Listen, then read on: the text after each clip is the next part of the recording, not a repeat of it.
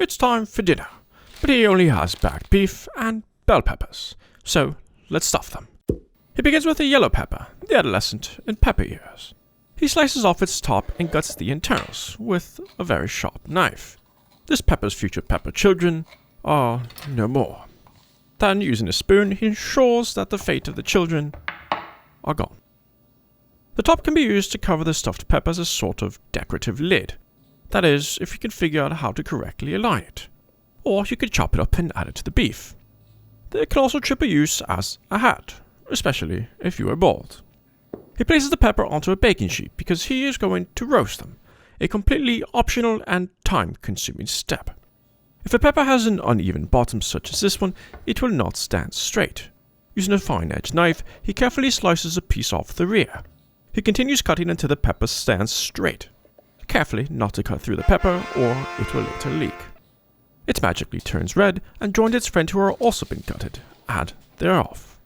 The broiler is set to the highest setting and it's time to prepare his mise en place.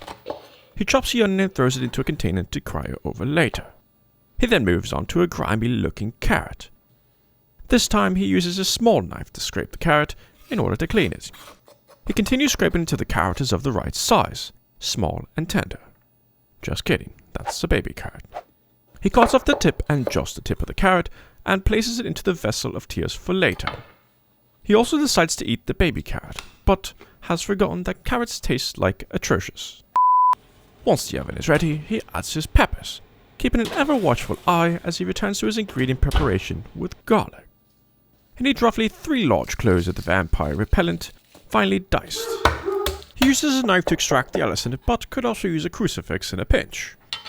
Once minced, he sets it aside and places a large pot on a stovetop over medium heat. To this he adds a copious amount of extra virgin olive oil and swirls it around. He adds a carrot and an onion to check for sizzability. This signals that it's ready for the bucket of tears to be added.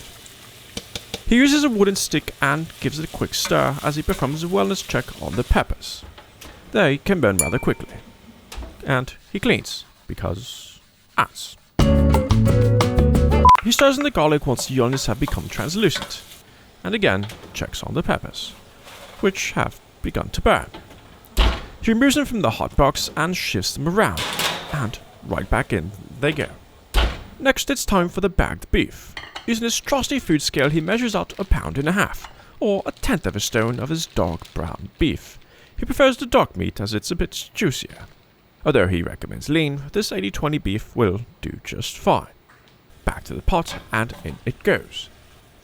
He mixes it with the veggies before having a heavy hand of sodium chloride. He adds his other spices, cumin, red pepper, and the secret ingredient, cinnamon.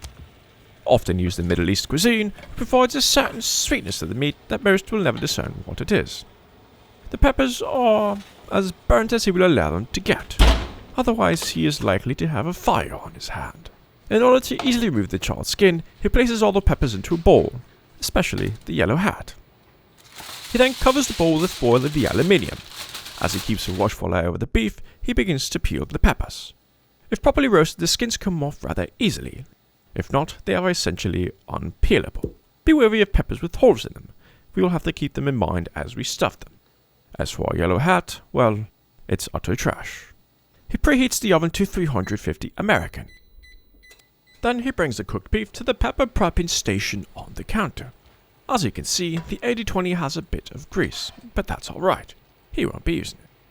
Using a slotted spoon, he fills each pepper evenly with bovine remnants, careful of leaks while holding the peppers.